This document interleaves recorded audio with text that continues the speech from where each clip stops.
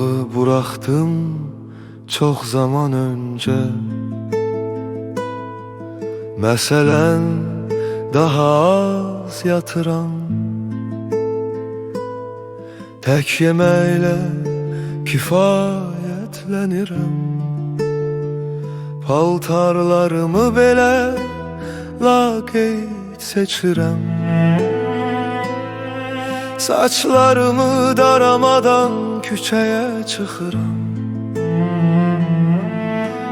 Qəlbimin ritmi dəyişdi yoxluğunda. Xəyal qurmağı bıraktım çox zaman öncə. Dənizlər, göllər, günəşli havalar, bülbüllər. Qırıq qəlb sindromu deyir həkimlər. O belə tək başına heç bir şey ifadə etmir. Qaraq bir televizor kimi dünya. Doğrusu nə dəyərsiz imişəm. Köhnə bir dükkan, müddəti bitmiş onlarla televizor. O televizorların üstündə eybəcər duran mavi bir koruyucu, o koruyucunun üstündə fərq edilməyən kiçik bir cızı.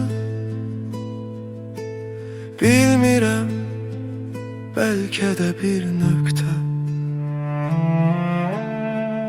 Xəyal qurmağı bıraktım çox zaman öncə. Küçə lampalarının işıqlandırmadığı yollarda gezirəm. Oturmadığın skamyalarda hələ açmamış çiçəklərlə dərdləşirəm. Dedim axı, xəyal qurmağı bıraktım çox zaman öncə. Həkimim qırıq qəlb sindromu diaqnozu qoydu bu yaxınlarda.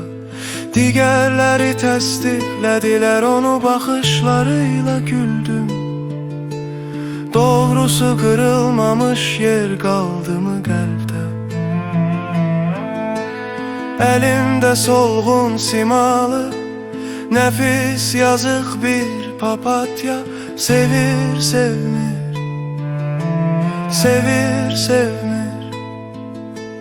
Hər dəfə sevmir çıxır fallarda.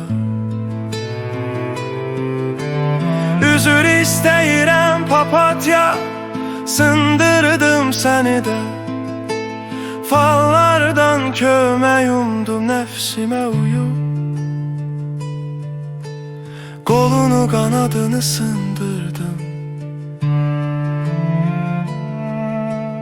Hə doğrusu papatyaları nə qədər çox sevdiyini unuttum. Üzünə qarşı söyləməyə utandım.